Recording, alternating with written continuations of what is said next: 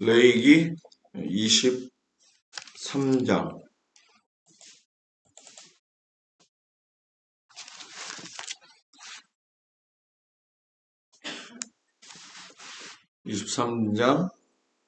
27절에서 32절까지 말씀 다 찾으셨나요?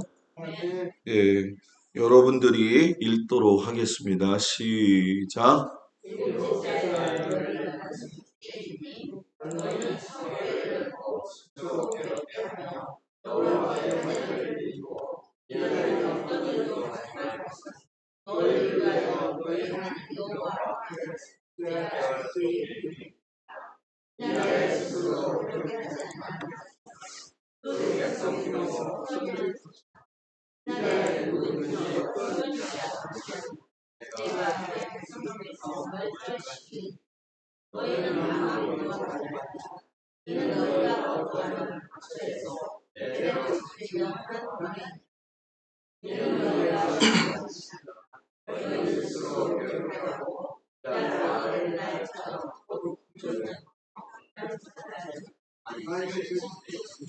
아멘. 기도합니다.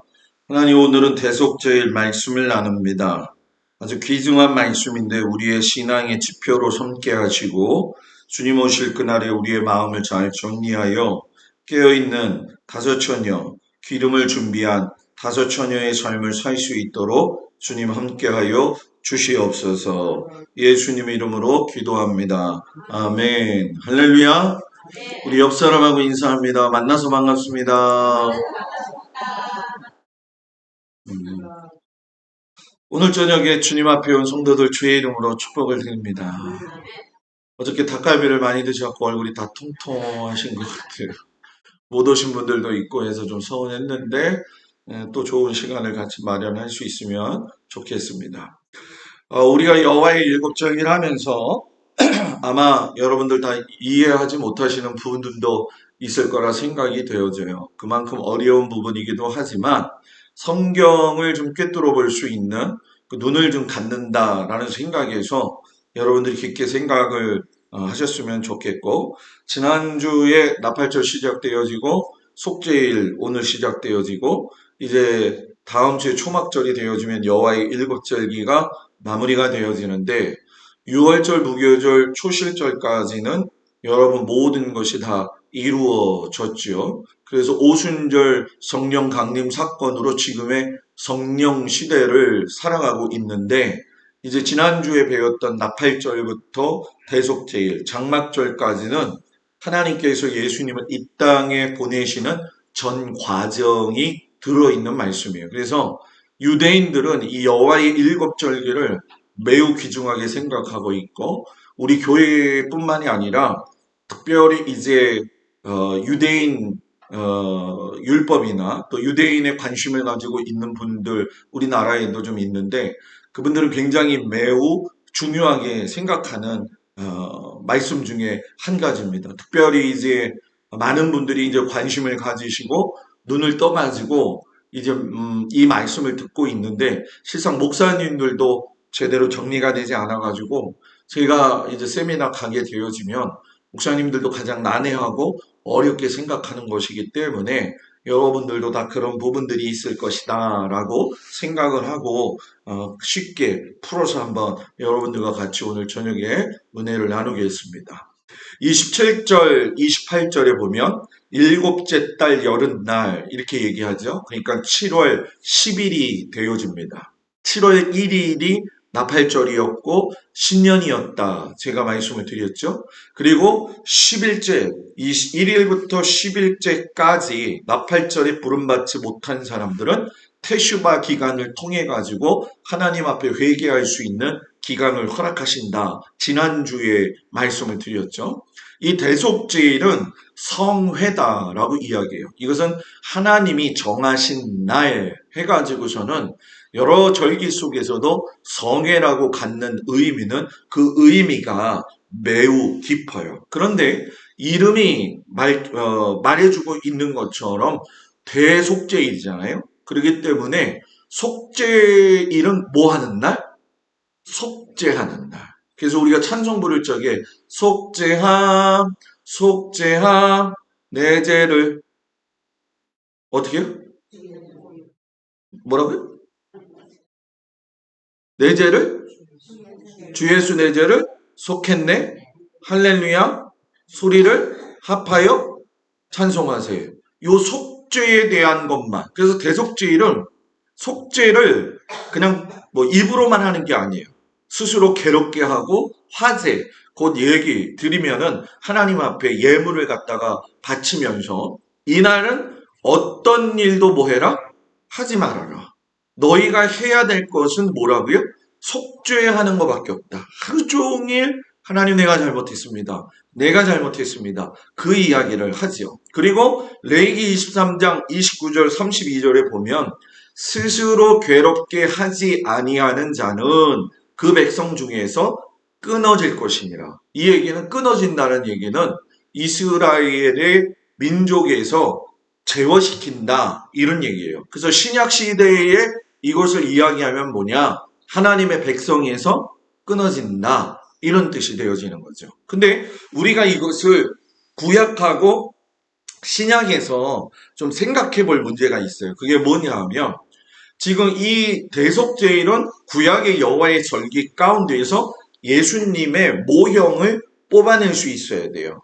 이 대속죄일에 속죄하는 이유는 우리 죄사함을 받기 위해서잖아요. 그래서 제사장들이 1년에 한 번 대제사장이 7월 10일 날 들어가서 하나님 앞에 자기 자신을 위해서 제사를 드리고 백성들을 위해서 제사를 드리게 되어질 적에 다음 해의 대속죄일, 그러니까 그 다음 해의 7월 10일까지만 속죄가 유효기간이 되어져요. 그래서 1년 지나면 또 대속죄일 예배를 하나님 앞에 드려야 되는 거죠. 구약에는. 그런데 지금 우리는 대속죄일의 희생양이 되신 누구?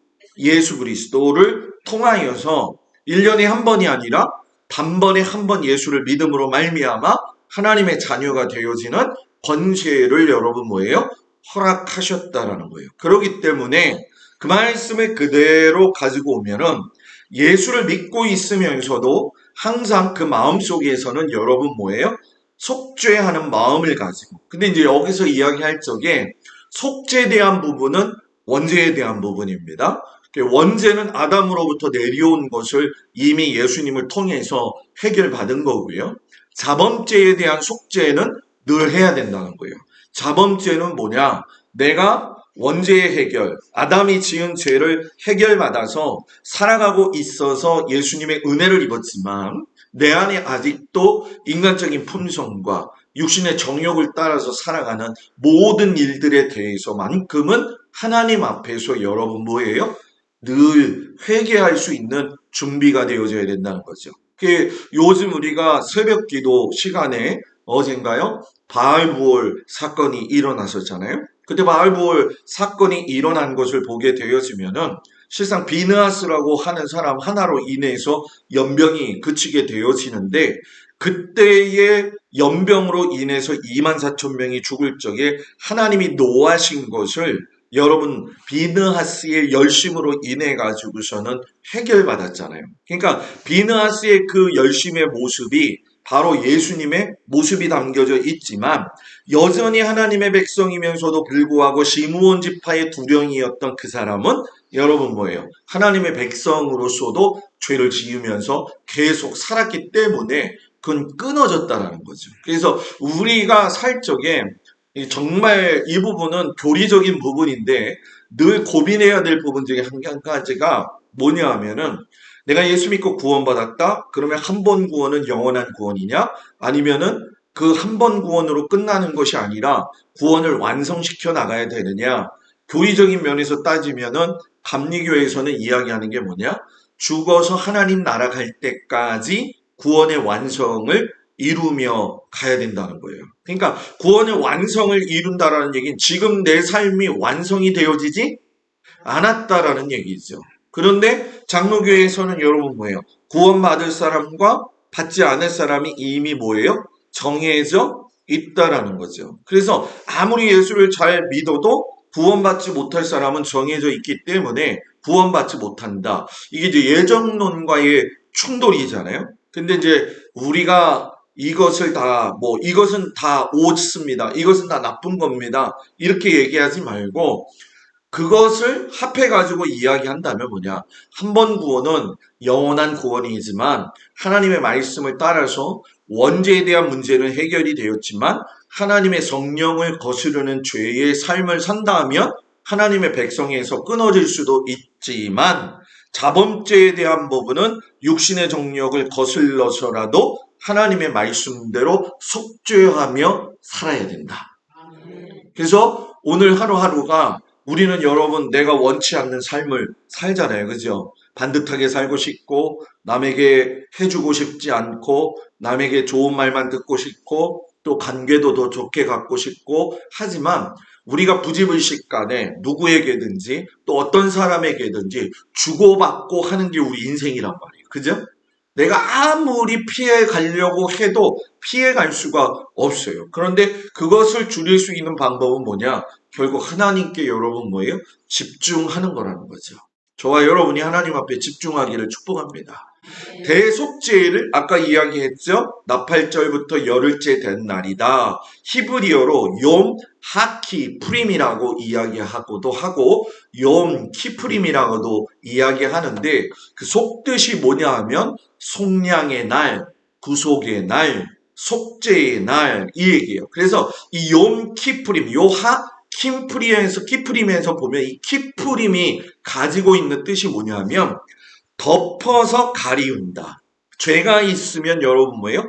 덮어서 가리운다. 그리고 내가 하나님하고 죄에 대한 속죄함을 통해서 화해하고 평화를 이루게 되어진다. 그리고 내 죄값을 하나님 앞에 내어놓아서 죄값을 치른다라는 거죠. 그래서 속죄한다라는 뜻이 담겨져 있어요. 그래서 여러분 우리가 재판 이게 저는 뭐 재판 받으러 가본 적이 한 번도 없지만 여러분들은 받으러 가본 적 있나요? 예? 그 어떤 시사에서 잠깐 나온 건데 미국에서 있었던 일이죠. 미국에서 있었던 일인데 고등학교 동창이 여자가 판사가 된 거예요. 그리고 남자가 흑인인데 여자는 백인이고 이제 죄를 저질러 가지고 법정에 서게 된 거죠. 그런데 죄를 지은 그 친구는 판사로 있는 그 친구 여자를 못 알아본 거예요. 그런데 여자 그 친구는 그 남자를 알아보고서는 하는 말이 무엇이었냐면은 당신은 내가 학교 다닐 때에 많은 사람들한테 인기가 있었고 그렇게 예의 바른 사람이었었는데 이런 곳에서 만나서 참 유감입니다. 이 표현을 한 거예요. 그러니까 그 남자가 그 여자 판사를 보고 이제 미국 사람들은 충격받을 때 무슨 말 하죠? 읍스. 오마이갓을 하죠, 오마이갓. 그것까지 할게요. 읍스, 오마이갓. 이렇게 하죠. 그죠? 그러니까 이 남자가 계속 오마이갓을 하는 거예요. 하면서 계속 우는 거죠. 근데 참 이 미국 사람들이 현명하다는 게 뭐냐 하면은 그 여자 판사가 마지막에 하는 말이 무엇이냐면은 당신이 이 죄를 완전히 치르고 이제는 예전의 모습으로 돌아가서 아름답게 새롭게 살 수 있는 사람이 되기를 나는 당신에게 권면한다. 이렇게 얘기를 해요. 자, 굉장히 예의 바르잖아요. 그죠? 그래도 판사는 속죄할 수 있는 권한은 없어요. 인간의 재판의 법정에서는 죄값을 여러분 뭐예요? 치러야 되어진다는 거죠. 그런데 그 죄값은 자기가 치러야 돼요. 그런데 우리는 우리의 죄값을 누가 치루어 주셨다? 예수님이 치루어 주셨다는 거예요. 그래서 그걸 생각하면서 하나님 앞에 금식하면서 절기를 맞이하게 돼 있어요. 그래서 이 금식을 한다는 얘기는 뭐냐 하면 곱기를 끊는다는 얘기예요. 다시 말하면 죽기를 각오한다라는 뜻이죠.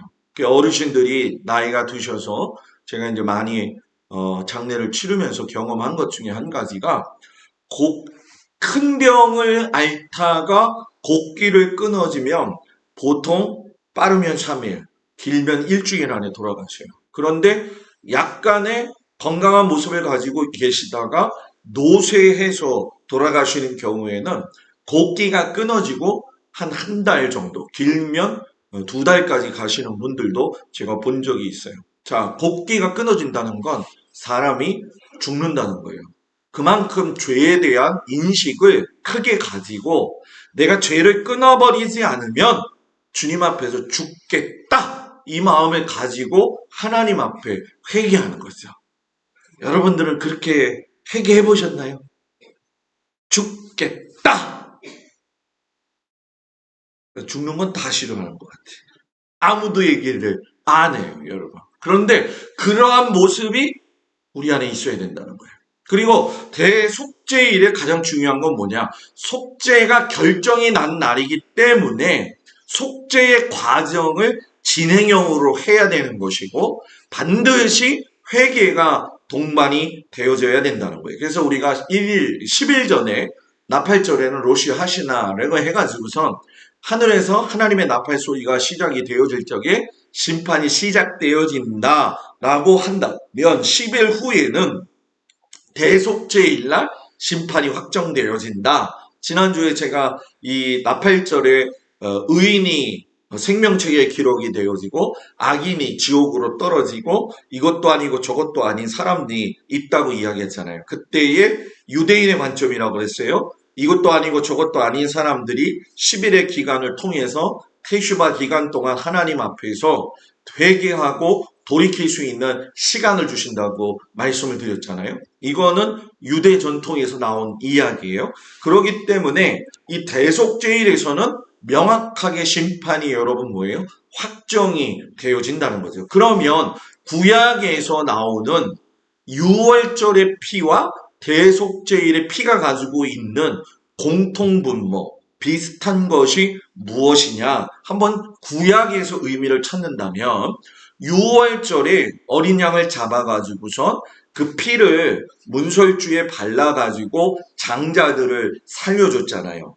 그 장자를 살린 사건은 애굽에서 속박되어진 것, 노예로 산 것에서 해방되어지는 아주 중요한 절기에서 시작이 된 게 유월절이에요. 그래서 이것도 여러분 뭡니까? 민족적 차원이죠. 근데 이것이 신약에 가서는 유월절에 어린 양 대신 예수님이 죄 많은 우리를 위하여 십자가에 달려 죽으심으로 인해서 그리스도의 피로 뭐예요?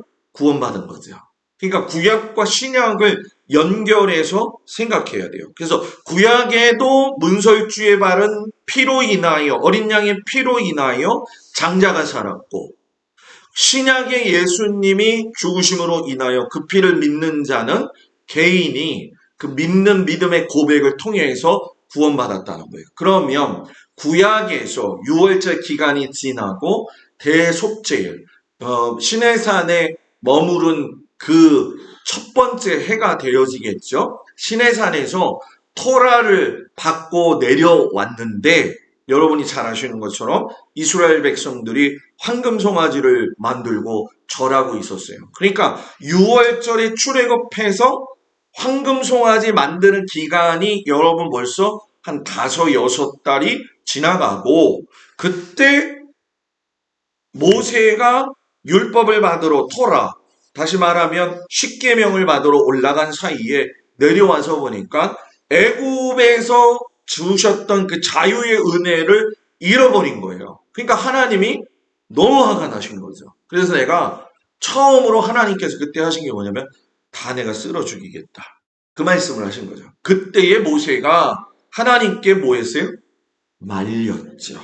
하나님, 애굽에서 끌어내가지고 지금까지 이끌고 오셨는데 만약에 여기서 죽이시면 주변에 있는 사람들이 결국은 그들이 믿는 하나님이 광야에서 죽이려고 끌고 나온 것이냐 이런 소리를 들으실 거 아닙니까? 그러니까 이거 해결해 주세요. 누구의 마음? 예수의 마음. 모세를 통해서 누구의 마음이 보여요? 예수의 마음이 보이는 거죠. 그래서 그 예수의 마음을 보이면서 결국은 여러분 뭡니까? 금송아지를 갖다가 불로 태워서 그걸 갖다 가루로 만들어서 여러분 어떻게 합니까? 마시게 해버리죠. 그리고 더불어서 여러분 뭡니까? 이 금송아지에 절한 사람들을 갖다가 싸그리 뭐예요? 죽였어요. 그 죽였을 때 누가 죽였어요? 레인들이 죽였죠. 하나님 앞에 서서 살려고 하는 사람들 누가 될 거냐? 이 일을 행해야 된다. 레위 지파 사람들이 나와가지고선 같이 아는 사람들이지만 그들을 갖다가 멸절시켜서 죽였잖아요. 그걸 하나님이 거룩하게 보시고 구별되게 보셔서 그들을 대제사장이 할 수 있는 일을 돕는 자리에 위치까지 세우셨다는 거죠. 그래서 여러분 비느하스가 아론의 손자였잖아요. 그런 것처럼 레이지파를 보면서도 느낄 수 있는 게 뭐냐? 하나님의 부르심을 받은 성도의 삶에는 거룩한 삶에 대한 내 마음 안에 열정이 있어야 돼요. 내가 살고자 하는. 여러분 오늘도 주님 앞에 나왔잖아요. 그죠? 단순히 예배드리려고 나온 것이 아니라 내가 하나님 말씀대로 살고자 하는 그 마음. 그 마음이 여러분들한테 있기를 축복합니다. 그래서 모세의 중보기도는 제가 지금 이야기한 거고요. 세 번째는 뭐냐? 결국 공동체의 속죄를 위해서 황금송아지 사건을 속죄하기 위해서 그 일을 하게 되어지는데 그때 하나님이 정하신 게 뭐냐? 대속죄일 날은 대제사장이 모세도 안 돼요. 모세는 특별제사장이 되어지는 거고 특별제사장은 목사님 뭡니까? 특별제사장은 하나님이 만나고 싶을 때 언제든지 만나는 사람이 특별제사장이에요. 그런데 성경에는 누구밖에 없어요? 특별제사장은 모세와 예수님밖에 없어요. 모세와 예수님밖에. 그죠? 모세가 하나님하고 만나고 싶을 때 만났고 예수님이 만나고 싶을 때 만나셔서 기도를 하셨단 말이에요. 그래서 대제사장이 7월 10일 날 거룩한 곳, 세상에서 제일 거룩한 곳은 지성소. 그래서 제가 여러분들한테 양파론에 대해서 이야기 한번 한 적이 있잖아요. 양파론. 양파가 뭐죠? 까도. 그래서 따라해보세요. 크게 우주의 중심은 지구, 지구의 중심은 이스라엘, 이스라엘의 중심은 예루살렘, 예루살렘의 중심은 성전, 성전의 중심은 지성소. 시작.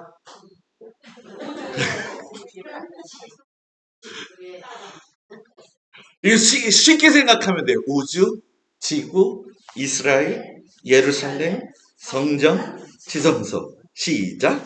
우주, 지구, 이스라엘, 예루살렘, 성전, 지성소. 그렇죠. 오, 우리 교회가 그래도 실력이 좋은 거예요. 응? 우리 목사님들하고 하면은 목사님들도 양파라는 얘기만 들었지 이게 하려면 첫 번째 쉽지 않거든. 여러분들하고 똑같은 거예요. 똑같이 얘기하기 때문에 목사님들도 사람이라 뻑뻑거려요. 근데 여러분들처럼 센스 있는 사람들은 지금 빨리 적어놓고서는 얘기하잖아요. 그런 게 굉장히 지혜스러운 거죠. 그래서 이 양파론, 중심론은 굉장히 중요해요. 왜냐하면 지구의 중심이 누구라고 그랬어요? 이스라엘이라고 했잖아요.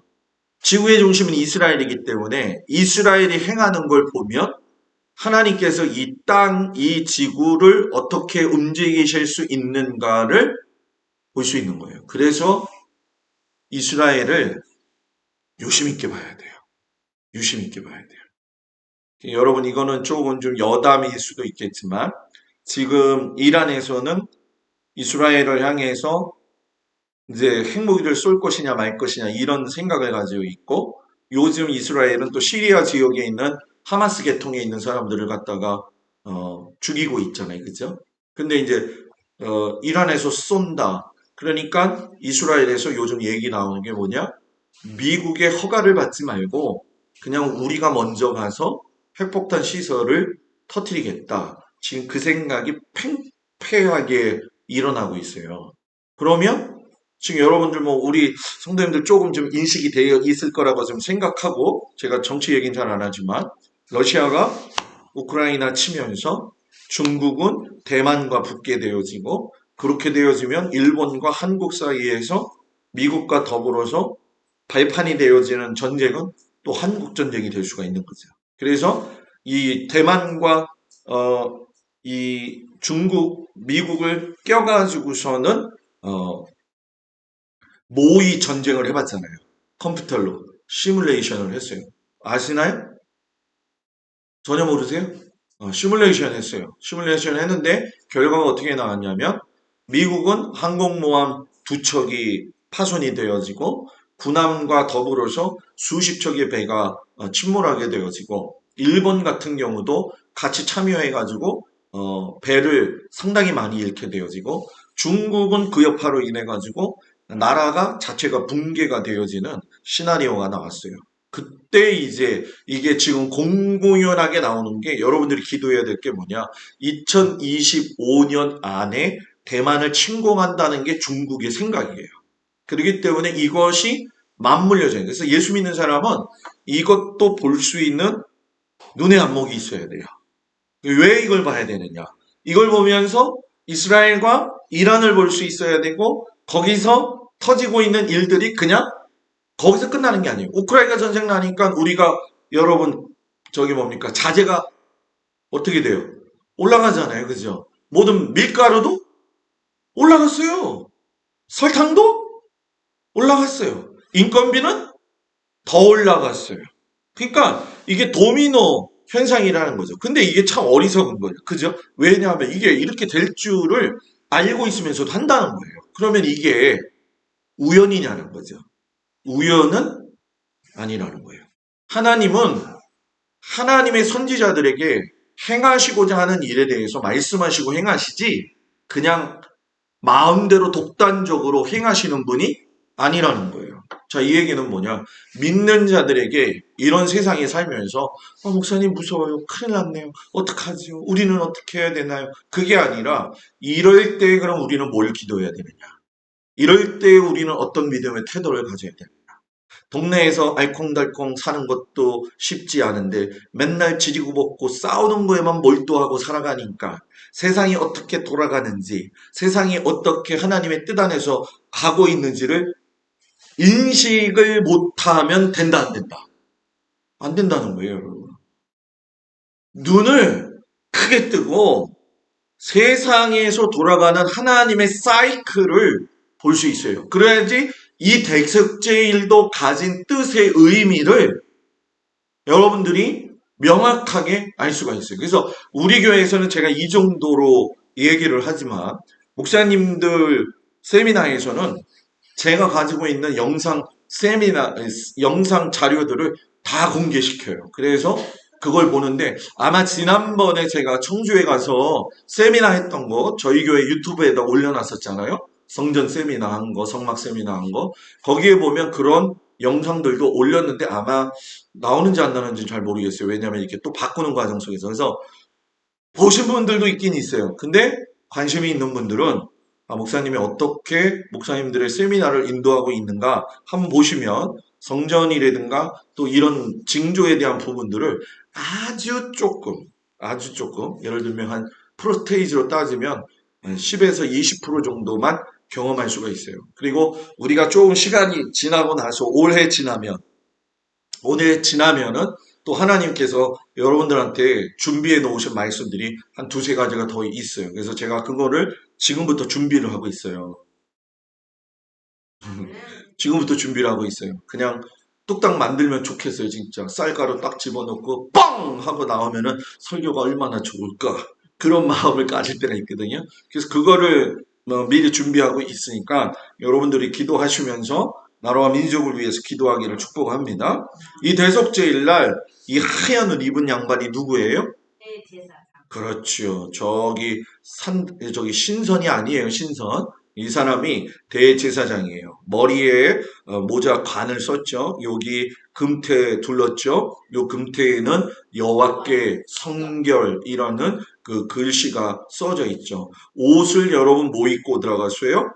하얀 세마포. 뭐 성막에서 이야기할 때 그러잖아요. 대제사장이 들어갈 적에 방울 달린 옷 들어가가지고 딸랑딸랑 소리가 들려야 된다. 안 들리면 죽은 거니까 밧줄 매가지고 끄집어 당겨야 된다는데, 그거는 성막 공부 안 해본 사람이고 성막을 해본 사람은 아시지만, 지성소 앞에 성소는 방울 달린 옷 입고 돌아다닌다. 그러나 대속제일 1년에 7월 10일 한 번 들어갈 적에는 옷 다 벗고 하얀 세마포 옷만 입고 들어가서 분향단을 가지고 들어가가지고 여기에 피 받은 걸 가지고 이 사람 손끝을 보게 되어지면 이게 법궤잖아요. 그죠? 법궤 위에 이것이 뭐예요? 그룹이라고도 이야기를 하잖아요. 그죠? 그룹이라고도 이야기를 하고 요 손가락 위에 올려놓는 요 장소를 뭐라고 이야기할까요? 속죄소라고 하는 거예요. 그래서 하나님이 내가 너와 여기서 만난다. 그래서 이스라엘 백성들의 모든 죄를 사함받기 위해서 잡은 짐승의 피를, 제물된 피를 가지고 와서 여기다가 7번 딱 찍어서 올리는 거예요. 이 딱 찍어서 올린 것이 신약시대에 와서는 누구의 피? 예수님의 피. 그래서 여러분, 결국은 이거는 대제사장이 되어지는 하는 모습이지만 예수님이 우리의 뭐가 되시는 거예요? 대제사장이 되어 주신다라는 거죠. 그래서 여러분, 예수님이 결국은 대제사장의 역할을 하셨는데, 히브리서 말씀을 보게 되어지면 이 제사들에는 해마다 죄를 기억하게 하는 것이 있나니 이는 황소와 염소의 피가 능히 죄를 없이 하지 못함이라. 제사장마다 매일 서서 섬기며 자주 같은 제사를 드리는 이 제사는 대속제일 언제나 죄를 없게 하지 못하거니와 1년 기간이니까 오직 그리스도는 죄를 위하여 영원한 제사를 드리고 한 번의 제사로 뭐 하셨다? 영원하게 하셨느니라. 아멘. 이것이 저와 여러분이 살 수 있는 큰 위로고 큰 기쁨의 말씀이 되어지는 거죠. 그리고 두 번째 의미 뭐냐? 흩어진 자들을 모으시는 절기가 되어져요. 키프스 칼루요트라고 하는데 큰 호령 소리가 나팔 소리와 함께 강림하실 때에 나팔절에서 벌써 한번 시작이 되어졌잖아요. 그죠? 그리고 나서 여러분 뭡니까? 대속죄일에 지난주에 얘기해 드렸던 것과 똑같습니다. 그 부분들 속에서 말하는 이야기들이 있었는데 그 각 서신서에서 이야기하는 나팔 소리에 들려질 때 일어나는 일들을 데살로니가전서 사도 바울은 뭐라고 이야기하냐면 천사장의 소리, 주께서 호령하신다는 거예요. 어떻게 호령하실 것 같아요? 저는 상상을 해봤어요. 어떻게 하실 것 같아요? 혼자 제가 착각하면서 제가 생각한 거. 내가 온다, 일어나라!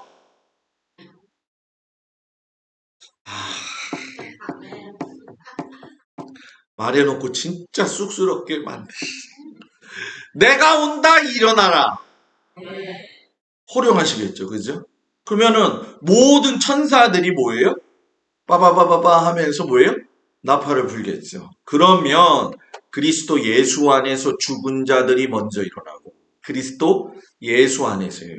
예수 밖에 있는 사람들은 일어나지도 못한다는 거죠. 살아남은 자들도 그들과 죽은 자들이 부활한 그들과 함께 구름 속으로 끌어올려서 공중에서 주를 영접하게 하신다. 이것을 여러분 휴거라는 단어는 성경에 나와 있지 않아요. 분명하게 여러분 그거는 우리가 모든 이걸 풀어내는 사람들이 풀어내기 위한 단어로 선택되어진 것이지 성경에서는 나오지 않는다는 거죠. 그러면 이때가 분명히 이루어질 거잖아요. 그죠? 예수님이 오시는 그때가 이루어질 거잖아요.